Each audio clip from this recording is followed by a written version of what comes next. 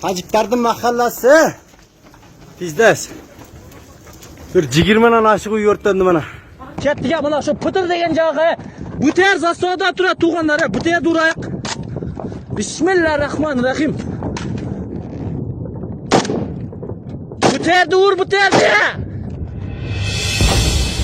Пограничный конфликт, произошедший 29 апреля 2021 года на таджикско-кыргызской границе, как известно, унес жизни нескольких десятков человек в Кыргызстане и Таджикистане.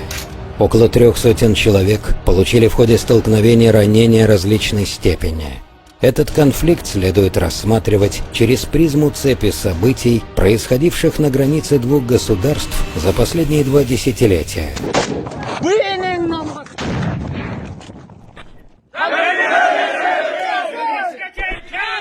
Слабости и неспособности органов государственной власти Кыргызстана управлять страной.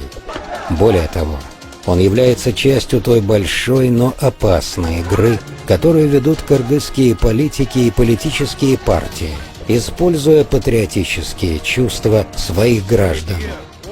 Сегодня средства массовой информации Кыргызстана, политические, государственные деятели, работники, сотрудники правительственных организаций, неправительственных структур пытаются найти в лице таджикского народа виновника событий, которые произошли на границе Таджикистана и Кыргызстана 28-30 числа. Всю ответственность за события хотят переложить на плечи Таджикистана. Если просто предшествующие этому конфликту события проанализировать, то все эти обвинения распадаются как карточный домик. Агрессивные заявления прежде всего исходили от кыргызской стороны. В этой связи я хочу просто напомнить, что в Таджикистане прошел первый после пандемии раунд переговоров по границе. В городе Гулистоне эти переговоры проходили, в таджикском городе. Таджикская сторона, чтобы не будоражить народ, об этих переговорах практически ничего не сообщила. Только ограничились тем, что сказали, прошли переговоры в духе взаимного понимания. А глава кыргызской делегации Камчыбек Ташиев, председатель ГКНБ, как только приехал в Бишкек, сделал для СМИ Кыргызстана заявления. И эти заявления были довольно жесткие, в пренебрежительной форме. Эти заявления были фактически ультиматумом Таджикистана, что Кыргызстан намерен решить вопрос с позиции силы.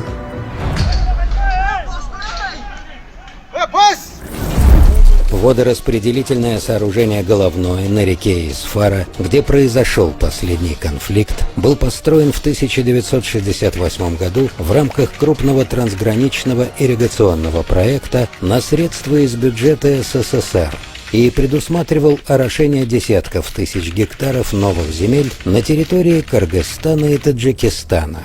Это сооружение эксплуатируется 3 приграничными государствами – Таджикистаном, Узбекистаном и Кыргызстаном по взаимному соглашению. Любое действие, касающееся его функционирования или осуществления контроля над водными ресурсами, должно согласовываться. А вот и документ, подтверждающий, что водозаборный узел Головной находится на территории Таджикистана.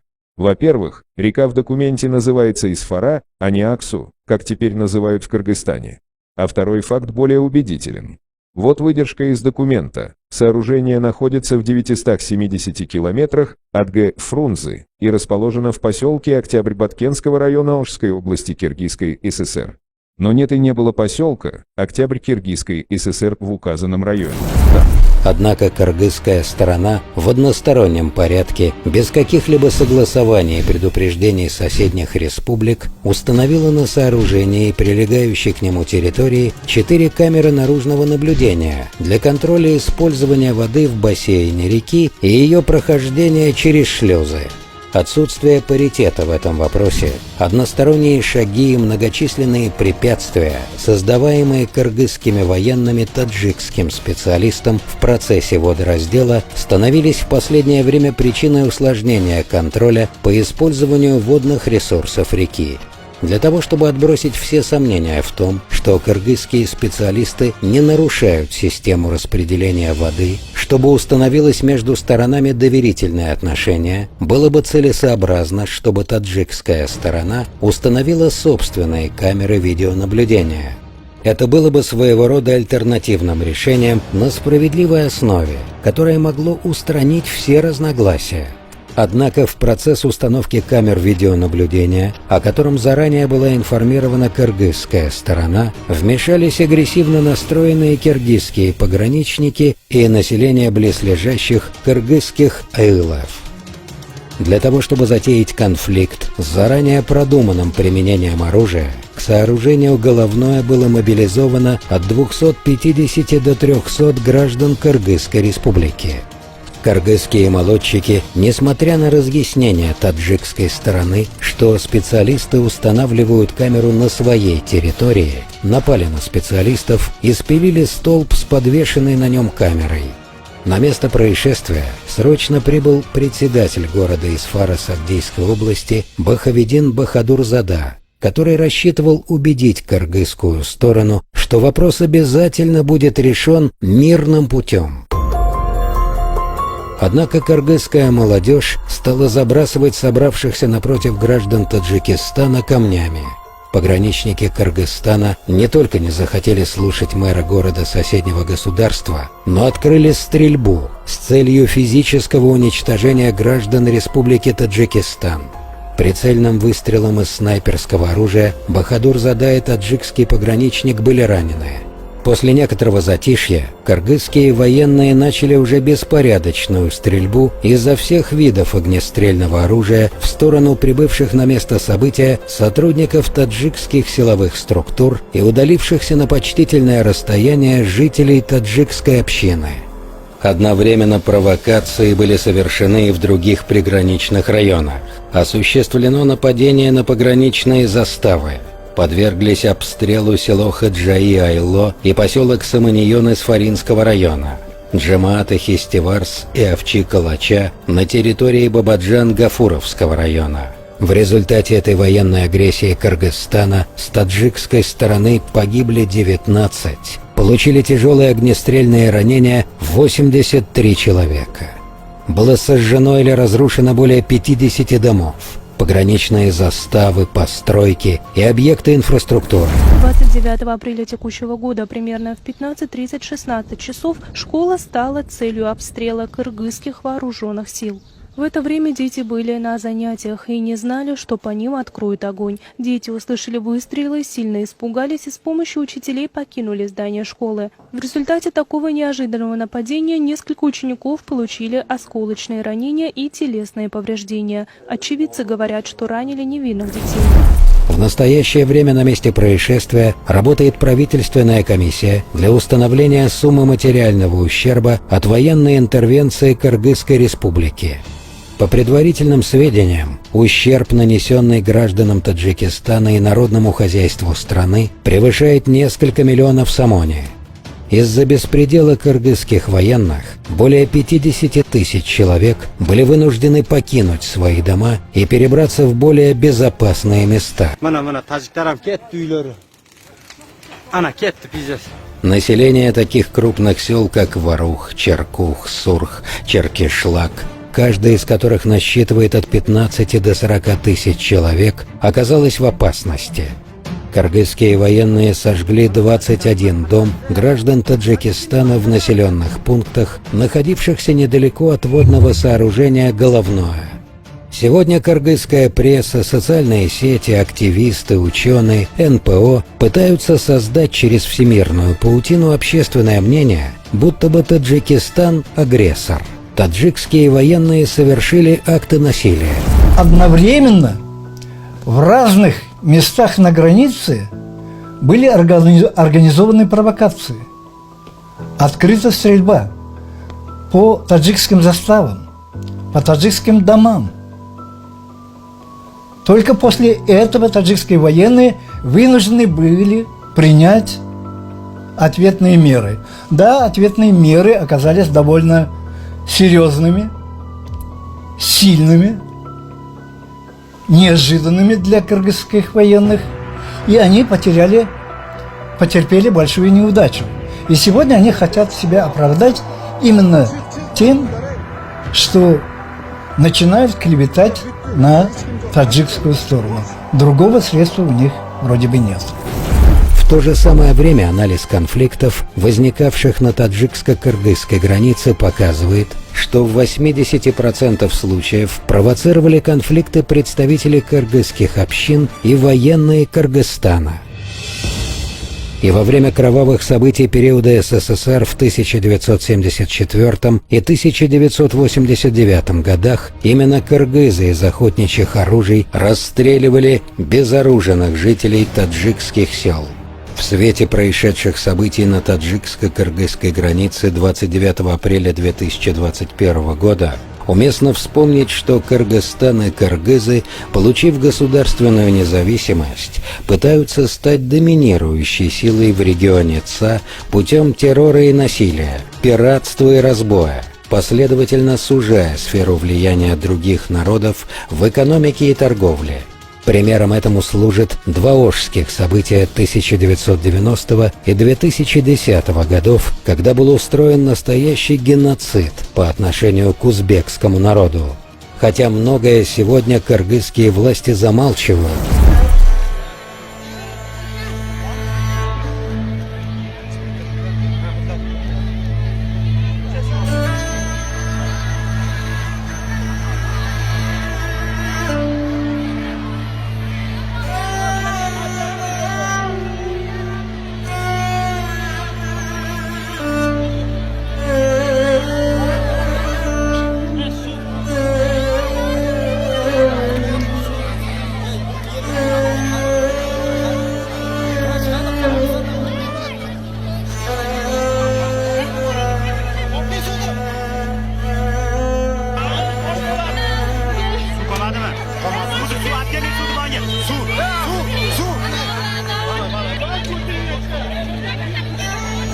В 2010 году более 400 тысяч узбеков вынуждены были покинуть Кыргызстан.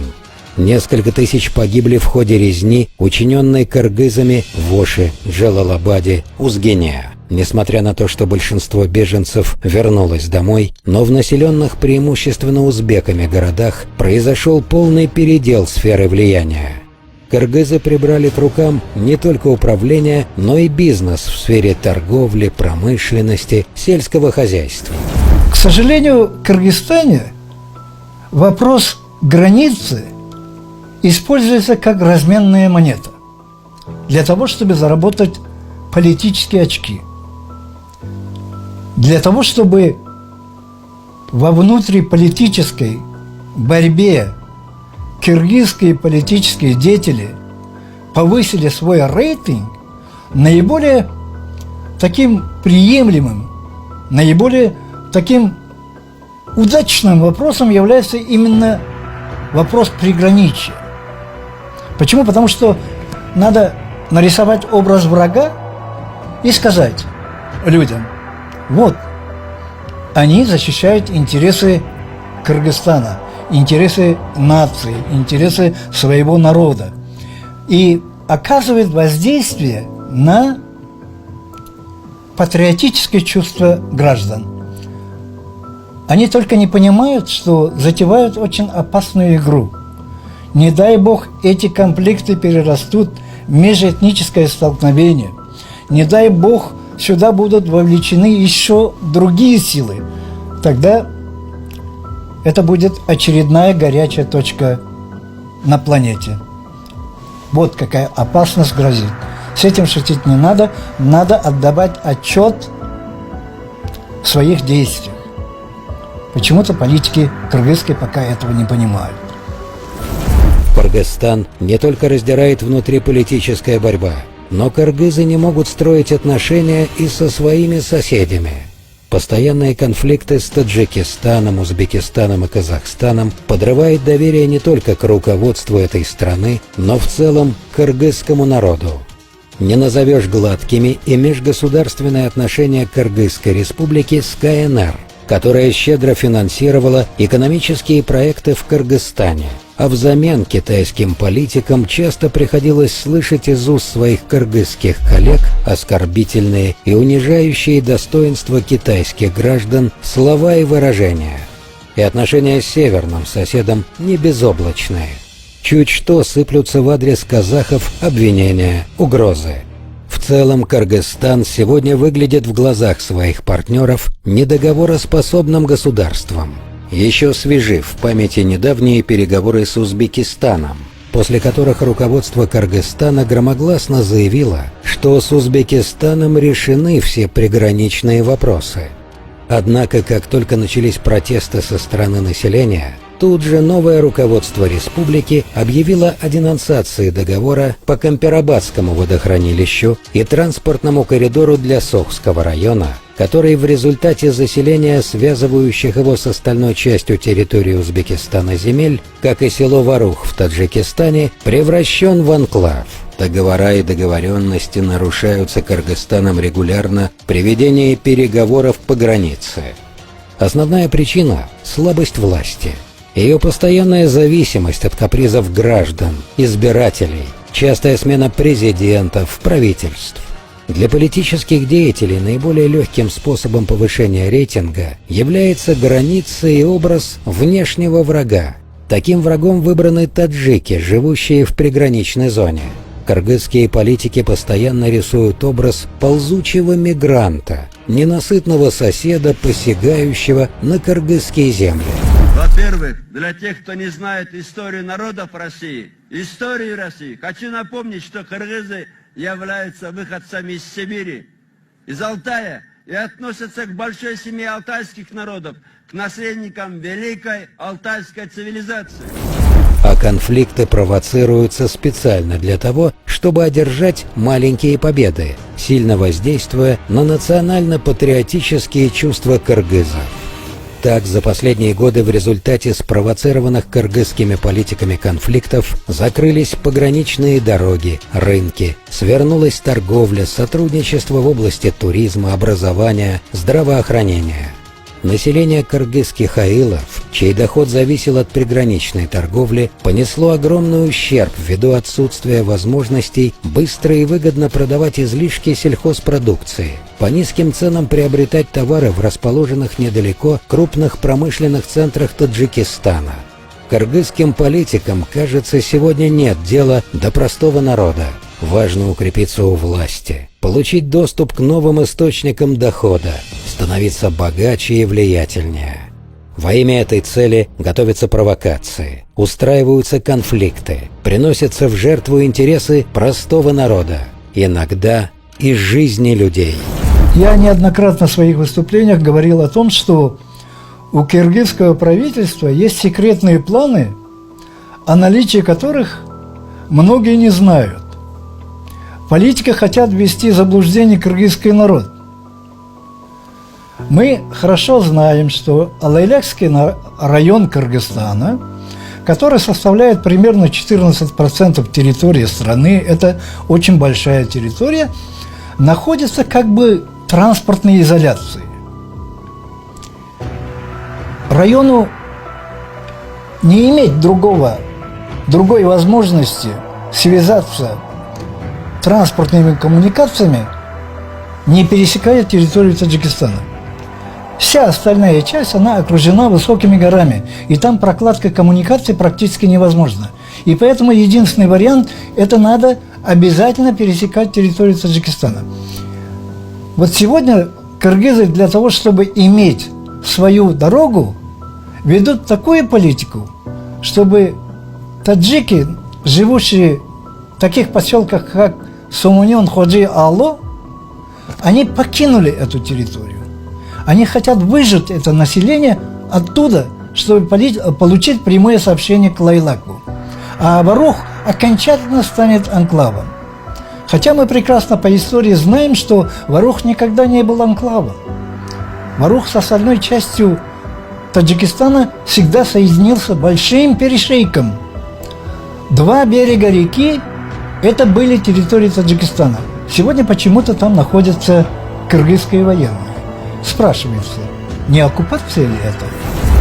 Глубокий и непредвзятый анализ данного события показывает, что именно действия военных структур Кыргызской республики идут вразрез с нормами международного права и представляют большую опасность для мира и стабильности в регионе.